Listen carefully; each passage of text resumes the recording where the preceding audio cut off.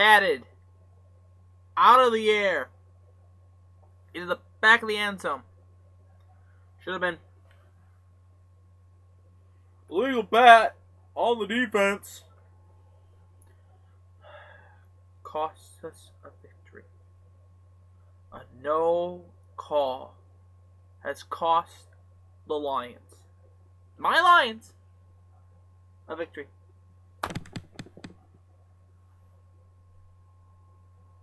And we're 0-4, and it doesn't get any easier for the Lions. It doesn't get any easier for the Lions. Oh. How it ended. How it ended. You know, how the game ended, and how, you know, how everybody has been blowing up over this. And I agree. I totally agree with this. Honest to God, it should have never been penalty. It should have been a penalty on Seattle. We would have gotten the ball, first down and goal. Drove it down the throat, probably would have won the game. But we would have had our first win of the year on the road against the NFC champions. No. A seasoned linesman out in the backfield did not see the call. And the Lions lose 13-10. I felt bad for the Browns. The Browns killed themselves. The officials killed the Lions. All I can think of, and my good friend Phil posted this, and with the first overall pick in the NFL draft, the Detroit Lions select. This is all Andy Alfred right here on your exclusive home for me, Clay Fan 2. I am your host, Andy Alfred, welcoming you into this Tuesday, the 6th of October, 2015 edition of All Andy Alfred, as I am welcome into the program, of course. Got a lot to get into today, of course. We're going to recap Monday Night Football and also preview tonight's Major League Baseball playoff wild card games between the Houston Astros and the New York Yankees, and preview tomorrow's game as well too between the Pittsburgh Pirates and the Chicago Cubs. And you'll hear my predictions on both teams and how I see the MLB playoffs shaping up. But first and foremost, let's get into last night. Let's just throw the flag. It's clear as day. A no call killed the Lions last night on Monday Night Football. And the Lions play decent. They play decent. They lose 13-10 to the Seahawks. Seahawks now go to 2-2, 2-0 at home. And looking at the box score for this game last night on Monday Night Football, good crowd on hand. Stafford went 24 for 35, 203 yards. QBR rating is a 67.5. Russell Wilson, 20 for 26, 287 yards, 1 TD. His QBR rating is a 71.1. Amir Abdullah, 13 carries for 33 yards for the Lions. It was Thomas Rawls, 17 carries for 48 yards for the Seahawks. Russell Wilson had 10 carries for 40 yards. His longest was 15. The team had 31 carries for 110 yards. The Lions, 18 carries, 53 yards. Unbelievable.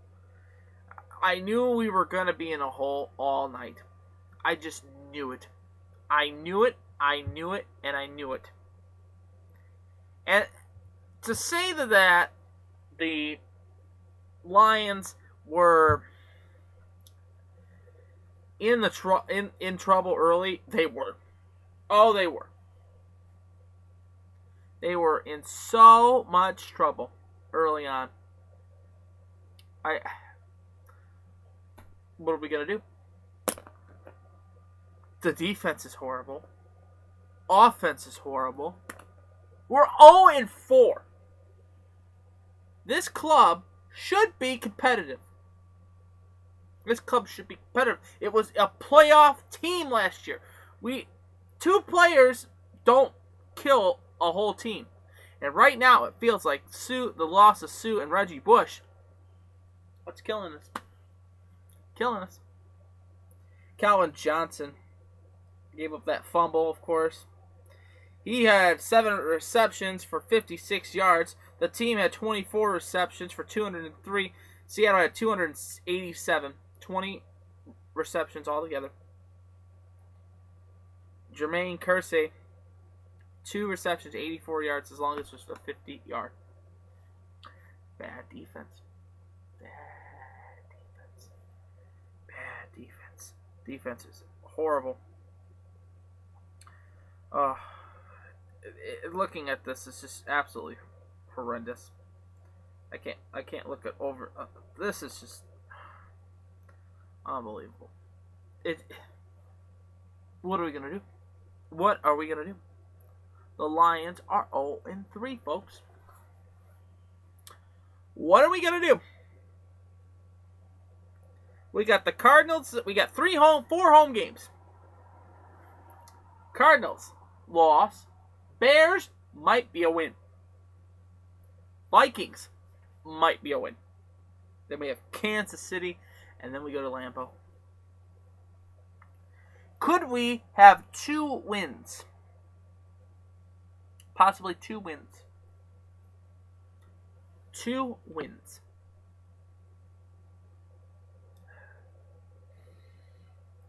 Three wins. We got the Raiders right after the Packers. Eagles might be a win. That might be a win. We play the Eagles on Thanksgiving. And then we got the Packers at home. Oh, that's going to be a loss.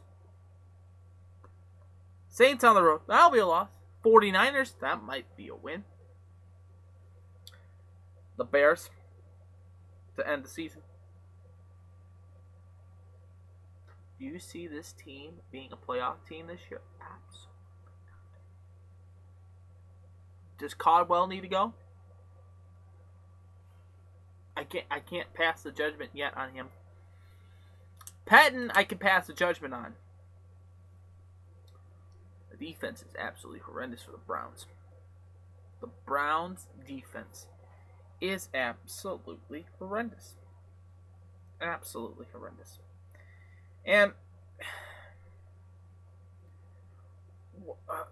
what are we gonna do? I am just speechless. Do you think that the Lions need to be blown up? Because I don't think so yet. If we lose to Chicago at home, now this is an if. If we lose to the Bears at home, Caldwell's got to go. That's my limit. I'll give you the Cardinals because the Cardinals are a very good team this year. I just think if you can't beat the Bears and how bad the Bears are and how bad they are, you should be fired. Look at Marino. Marino in Minnesota. Not Minnesota, but Miami. Gone.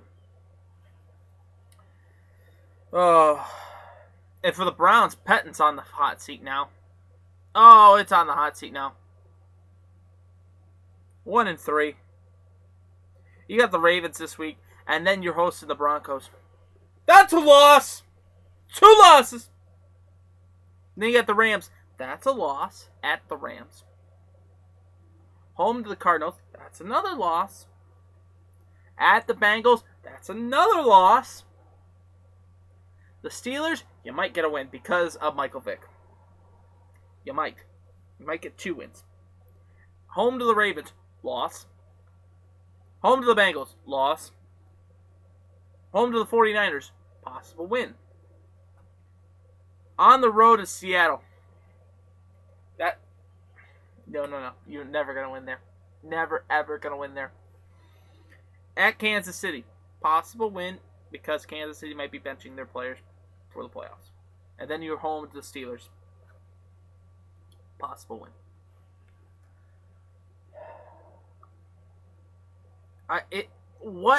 Let me just say this, all right? I will say this. Jordan Strack said it best. That, and I don't want to quote him, but I will say this. Why in God's name, in the city of Toledo and the Northwest Ohio area, why are we cursed with two horrible football teams to watch? In the Bears, not the Bears, but the Lions and the Browns. And the Bears are horrible too. The only positive team out of this whole region is way down in southern Ohio, and that's the Cincinnati Bengals.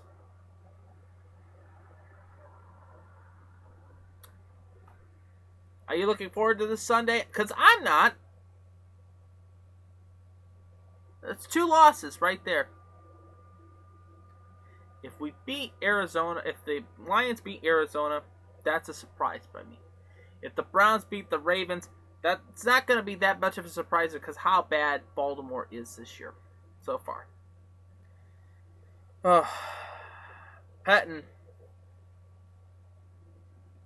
They need to decide what's Patton's problem and what Caldwell's problem is. They need to decide that now. Now. You're watching all Andy Alfred right here on your exclusive home for me, Clay Fan 2, 3. Let's talk some baseball. Some positive. Let's talk positives. Tonight, wild card baseball. Baby, I'm a wild card. Oh, I should have played that theme song while I was doing this. But of course not, because the techies over here on the side are never on cue for this. But tonight is a wild card game between for the American League. Tonight it will be in the Bronx this evening as the New York Yankees, with Masahiro Tanaka on the hill, 12-7 with a 3.51 ERA. He will take on the Houston Astros and Dallas Keuchel. Keuchel is a solid pitcher, very, very good on the mound, and this is an interesting matchup because Tanaka, solid pitching for him, and solid play for the Yankees could help them out. And help them to provide a victory for themselves. Oh, there you go. Now you finally play it. Let's talk wild card then. Little Hunter Hayes, wild card. This is a wild card Tuesday, Wednesday for baseball. As it will be the Houston Astros taking on the New York Yankees tonight, 8 o'clock on ESPN. In this game, it's going to be a close game. I'm taking the Houston Astros. I don't think the Yankees are good enough to beat these Astros. And how well Houston's been playing all year, they don't want to see this party end. So I'm picking Houston. Pretty simple pick for that one. And then we get into tomorrow. And tomorrow's game is a really good game. Jake Arrieta and the Chicago Cubbies. The lovable losers. Love Rizzo. I love this Cub team. Young team led by Joe Madden. Taking on Garrett Cole, 19-8 with a 2.60 in the regular season. 8 o'clock in PNC Park. The blackout in effect on TBS. I'm taking the Cubbies. I am taking the Cubbies. I like the Cubs and everything that they've done this year, so it's going to be a surprise. The Cubs and the Astros.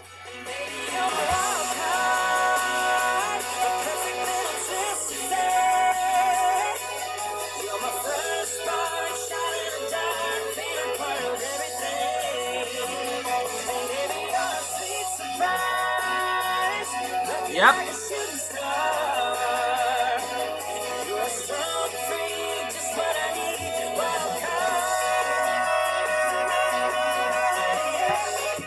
Yeah, those are my wild card picks, of course. So that leads that Kansas City will be playing Houston in the first round. Toronto taking on Texas. The Cardinals will be taking on the Cubs. That's a great rivalry right there. If it happens, that either way, it will be that way. I like to see the rivalries between St. Louis and Pittsburgh, but the St. Louis Cub matchup would be a dream matchup. And then in the best series out of all of it, Mets, Dodgers.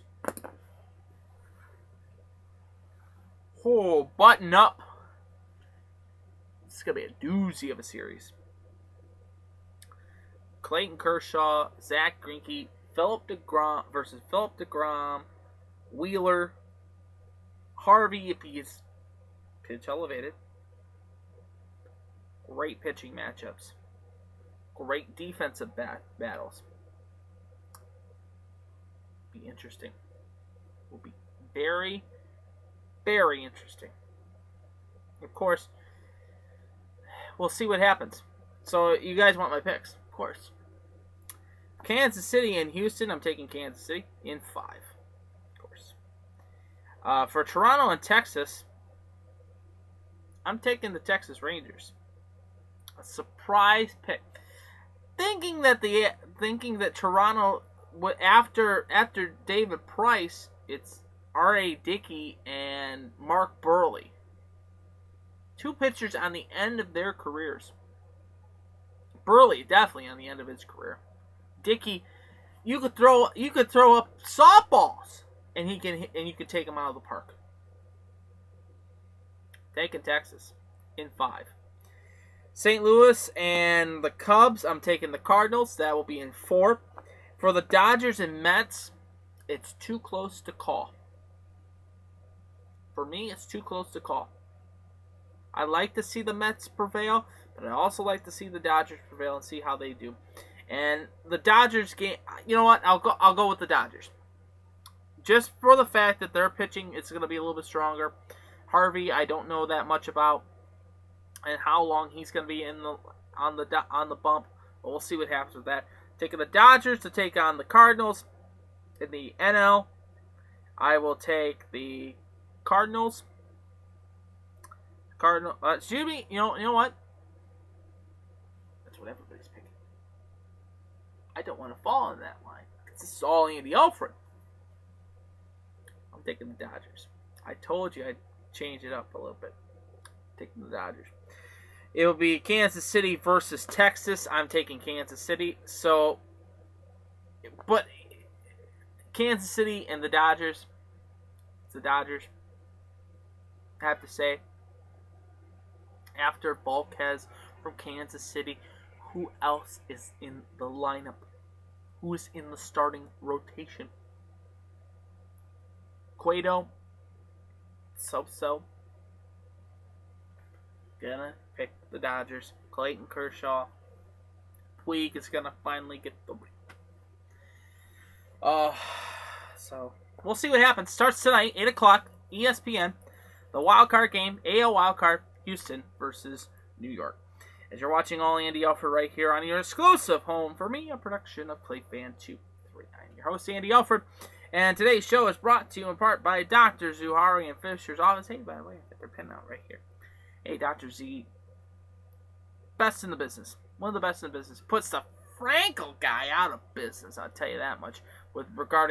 Got a customer service and savings, and also down to earth service. He's passionate about life. He's very passionate about dentistry. If you need crowns, Invisalign, wisdom teeth removed, he does that as well too. He also does cavity fillings and also cleanings. Set up an appointment today by calling 419-666-3327. Visit his website at drzuhariandfisher.com. You have fixed my smile. Fix yours in the quicker time. So let's talk a little bit about the NHL. Of course, tomorrow's edition of All Andy Alfred, heavy NHL coverage as it will be the start of the NHL season. As the NHL will get underway tomorrow, 4 games on the docket tomorrow night. Rangers and Blackhawks. Toronto is hosting Montreal. You also have the West Coast games, Vancouver versus Calgary, and the Kings taking on the Sharks. And so that will be an interesting matchups for those games tomorrow night. Be probably stuck on watching the TV all night tomorrow night, I'll tell you that much. But NHL news for you today. The Blues have named Doug Armstrong has announced that Rob DeMauro is now the club's director of player personnel. Martin Brodeur will have his number retired and raised to the rafters at the Prudential Center this upcoming season. He will be having his retired number on the 9th of February against the Edmonton Oilers. The Canadiens continuing against the new look Maple Leafs. The Devils acquired also Brian O'Neill from the LA Kings in exchange for a 2017 entry round draft pick in the 7th round. The Jets have acquired Thomas Ruff from a 1-year, one-way contract for $575,000. Also wanted to pass this news note as well too. The jacket game, of course, is officially now sold out for Friday night. So try to get a ticket. Sorry, you're out of luck. We'll be down there. I'll be down there, of course, for the opener on Friday. Of course, so there will be no show. Note again, no show this Friday or next Friday due to the travel days for myself to head down to Columbus. Now, also wanted to pass this along to you as well too. Looking forward to this as well too. The Jackets taking on the Maple Leafs. We're going to try to do the show in Columbus on that Friday. Looking forward to seeing it. What that details to come next week. Also wanted to pass this. Ralphie Torres has been suspended for 58 games due to his violent hit on Sunday evening to the Anaheim Duck on an Anaheim Duck. He is now 58 games out of the NHL schedule. That's pretty terrible. Also wanted to pass this along too. Remember yesterday we were talking about the AHL game that happened at Bowling Green. Well, consequences have come along for this son of a pup. Joel Riska. Recchlicz.